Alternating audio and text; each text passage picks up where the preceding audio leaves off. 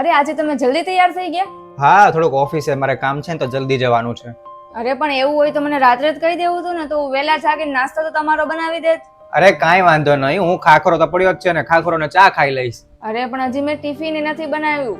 હા, કાંઈ વાંધો નહીં. હા તો એક કામ કરજો, તમે બહારથી મંગાવીને ખાઈ લેજો. હા, કાંઈ વાંધો નહીં. આ શેની ફાઇલ છે? ઓફિસના થોડાક ડોક્યુમેન્ટ છે. ઠીક, તમે 2 મિનિટ રહો, હું ચા લઈને આવું છું. તમે આજે બેંક શું કામ લઈ ગયા હતા? ના, હું ક્યાં ગયો તો? તમે ખોટું બોલો માં, મને મારા ભાઈએ બધું સાચું સાચું કહી દીધું છે કે તમે છે ને લોન અપ્રૂવ કરવા માટે ગયા હતા બેંક. હા બોલ ને ભાઈ. જીજાજી બેંકે કેમ આવ્યા છે? ખબર નહીં કેમ આવ્યા છે. હું ઈ જ જોઉં છું, એ કંઈક લોન ની વાત કરે છે, લોન નું કામ કંઈક કરાવવાનું કહે છે. વાંધો નહીં, હાલ હું જાણી લઉં. તારો ભાઈ તે એકદમ નમૂનો છે એમ, એક વાત એના પેટમાં નથી રહેતી, બધું કહી જ દે છે.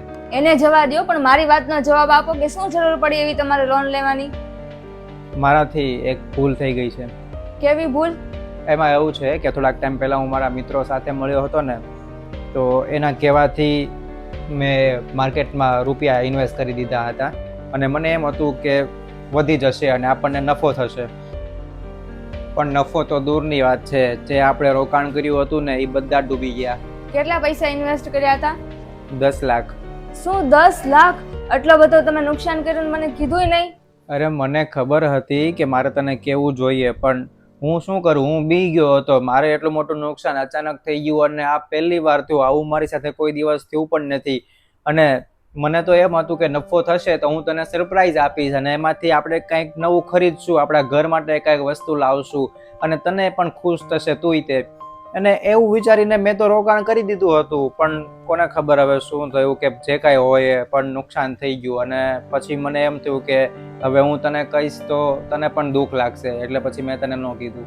એક તો તમે એટલું બધું નુકસાન કરી લીધું ને એમાં પછી મને કહેતાય નથી ને ઉપરથી પાછા લોન લ્યો છો. તમને શું લાગે છે કે આ બધું નોર્મલ છે? કેટલી લોન ભરવી પડશે એ તમને ખબર છે?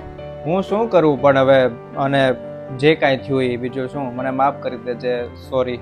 હવે એક કામ કરો, આપણી પાસે જેટલા ઘરેણા છે ને એ વેચીને સરખું કરી નાખો. 5-6 લાખના તો હશે જ તે, અને બીજાની તમે લોન કરી નાખજો એટલે થોડુંક તો ઓછું થાય ને. તો આખી જિંદગી વ્યાજ જ ભરતા રહેશું તો બીજું તો શું કરશું આપણે?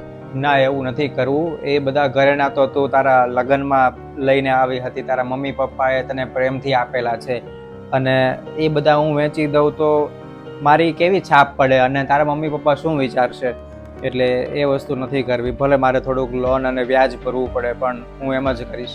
અરે પણ ઘરેણાને એ તો ગમે ત્યારે આપણે લઈ લેશું પાછા, પણ તમે વિચાર કરો કે આપણે લોન લીધી અને વ્યાજ ભરવાનું થશે તો આપણે ખુશ રહી શકશું? સરખી રીતના જીવી નહીં શકીએ. એના કરતાં તો સારું છે કે આપણે ઘરેણા વેચી દઈએ અને જ્યારે સારું થઈ જશે ત્યારે પાછા લઈ લેશું.